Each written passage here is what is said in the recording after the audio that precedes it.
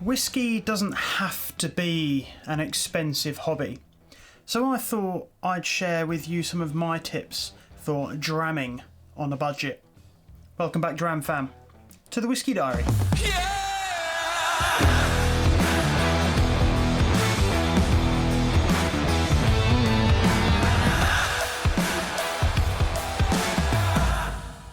I think it's fair to say that whiskey is a premium product. It's not a necessity, although that could probably be argued by some. It's one of life's pleasures, which is why it is prioritised as such. If you're anything like me, you are probably feeling the financial pinch right now, and I especially, as I've got a wedding coming up. Therefore, my spending has probably been reined in just a little bit more than it usually would be, especially when it comes to whiskey. I have recently found myself looking for ways to still get the things I want, but maybe not quite pay as much for it. Now, I don't really like to compromise too much with whiskey. I like to see my unchill filtered. I like to see my natural colour. I love cask strength whiskey. I like the premium products. I dare say I like the premium products.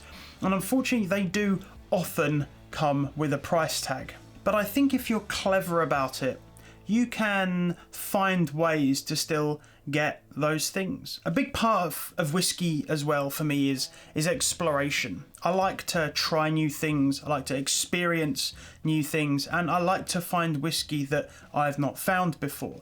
So I'm going to share with you how I've spent the last few months or so buying whiskey.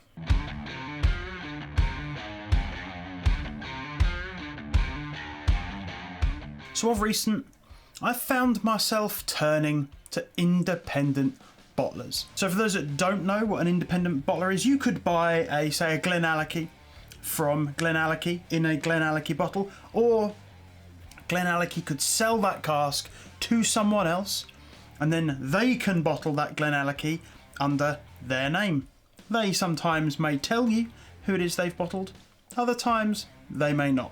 So an independent bottler is someone that bottles the whiskey independently of the distillery. Now, what I love about independent bottlers is they will quite often bottle whiskies that you know in ways that you do not.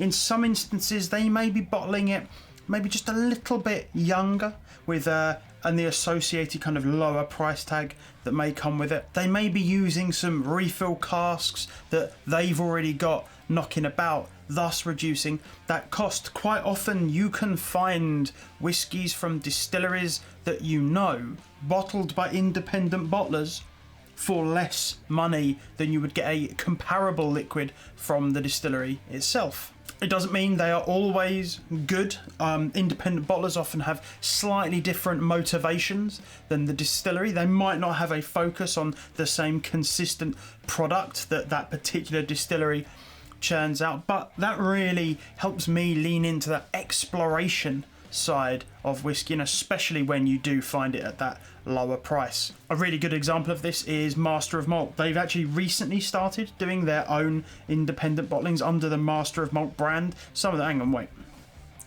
them, like this 6-year-old Speyside, it's bright and it's young, but I think this was like £30 a bottle. It may even have been less.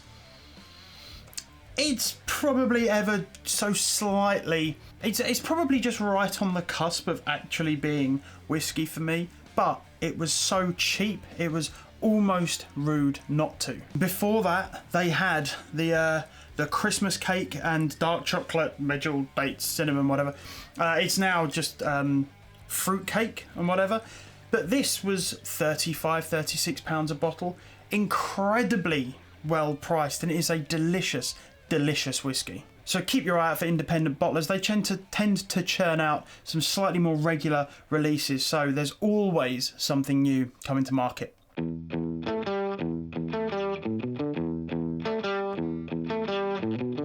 Next, we have auctions. Now, auctions get a bad rap, and historically I was very anti-auction, but I've heard some fantastic arguments, and I now see they do have their good sides. Whilst I obviously do not agree with the hoarding of bottles, taking bottles out of the hands of drinkers in order for people to flip them later, and it's 100% profit motivated. That I do not agree with. I think whiskey should be drunk. But not only do they give people access to those bottles in markets which they historically may not have had access to, but it also gives us a fantastic source of seriously weird shit. You'll find the bottles at the back, the long forgotten ones, the bottles that no one's heard of or just aren't desirable anymore. Some of these bottles are as low as £20 a bottle, and I don't know what half of these are, and I bet you don't either. But it's a fantastic opportunity to look for the things that we like to see in a bottle and throw 20 quid on. Some of the most incredibly weird and interesting stuff I've ever drunk in the pot still is a result of Frank just diving into the auctions and putting bids on any old bottle that turns up if the price is right. And some of them are stunning. So keep your eye out on the auctions. Now, I did pick this up. This King Barnes. This retails for about £80 a bottle, and at one point it was going for upwards of £120.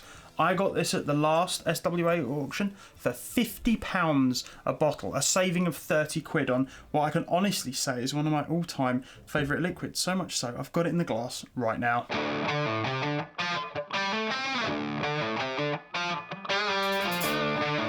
Now, I've said it once and I will say it again. 2023 is the year of grain. But for real, grain whiskey is fantastic, or at least it can be if you know what to look for. Not all grain is equal. Some of the younger stuff can be a bit abrasive, can be a bit difficult to get through, but it is often really quite cheap. Personally, I think about 15 years is the sweet spot. I actually made a video on a handful of my favourite grains, which I will link to down below, but some of those bottles are some of the best bottles of whiskey that I've drunk, and you can get 15-year-old single cask Girvan for £50 a bottle. You can get bottles of like 14-year-old North British for like £40 a bottle. Now, I understand that these are still higher prices compared to the supermarket, but we're not looking at 40% chill filtered mass produced liquid. We are talking about unique, distinct and different stuff.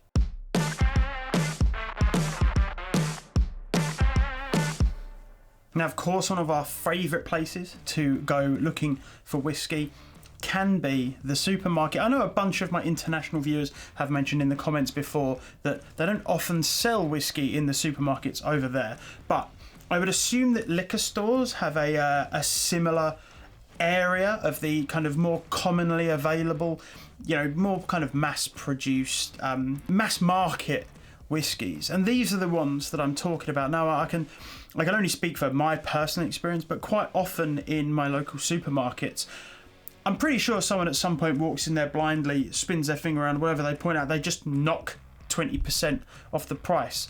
I don't often go in there looking for a specific bottle. Most of the whiskies that I buy from the supermarket are bottles where when I'm out shopping, I'll always go and check the aisle. I'll always look to see if there's something, because quite honestly, if the price is right and I know it's a bottle that I'm going to be interested in, I'll pick it up. Because if I get the opportunity to save that money now, I won't be spending it later, and I've always got a well-stocked shelf.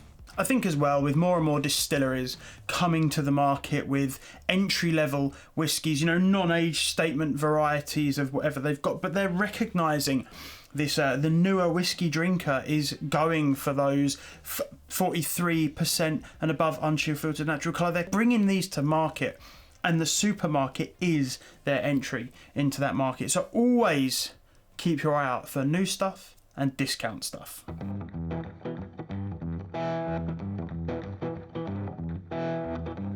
Probably one of my favourite sources of new whiskey is the community.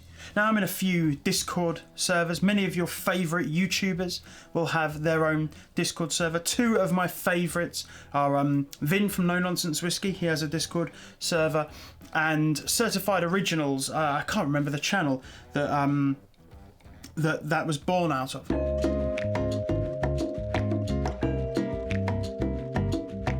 These are big communities full of really passionate whiskey drinkers, and in these communities you find dram swaps.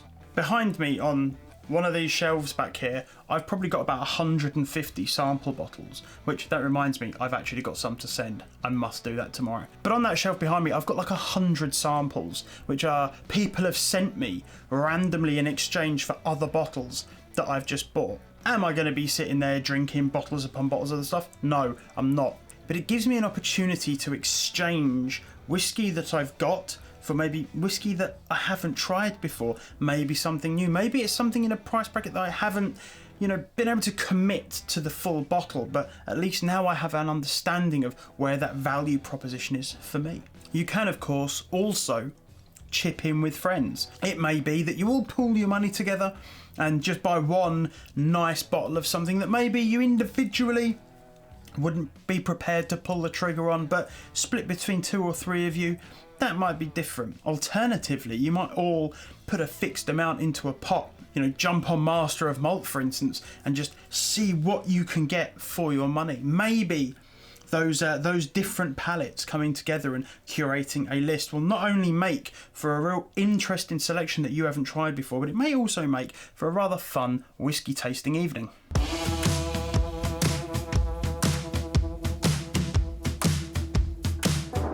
And lastly, now, part of this could be a little controversial, but I'm gonna put it out there anyway, and that is events. I guess this is kind of 2 rolled into one, but I love a whiskey festival. You pay your 20, 30, 40 pounds, whatever it is, and you get to spend the day not only surrounded by fellow whiskey lovers and whiskey nerds, getting to meet the distilleries and try stuff that maybe you haven't tried before, but you also get access to an awful lot of good deals. Quite often your little welcome bag may have some discount codes in it, it may have some vouchers, may even have a couple of little samples. Well, I was onto an absolute winner the other day. I am a member of the Scotch Malt Whisky Society. Now, I do understand that you have to pay your £60 membership fee, and if you are not anywhere near a bar, you might not get the full value out of that, but they do sell an awful lot of single cask. The majority of their own bottlings are single cask. The majority, not all, I did say all in another video and that was wrong. The majority are single cask. So if you're into single cask whiskey, you can pick up single cask bottles for anything from 40, 50, 60 pounds. And some of these are absolutely exceptional. I haven't had a bad whiskey from there yet. But personally, I think one of the best value propositions there is in their tasting events. Every time they release a new outturn of bottles, they have the outturn tasting. It is £40 and you get to try a small sample. It's like a 10ml sample of, last time it was 16 bottles, and you get a meal thrown in. For me, 16 individual drams over 2.5 hours is functionally all you can drink. I can't drink much more than that in one sitting, but not only does it make for a fun evening with lots of other people, but you get to try everything. Literally everything.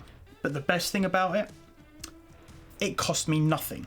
Because I attended Kendal Whisky Festival, and in my little bag, my little welcome bag, I had a voucher for one free SMWS event. That's £40 worth of, in my opinion, really, really good evening that I paid absolutely nothing for off the back of going to another event, which I enjoyed in and of itself.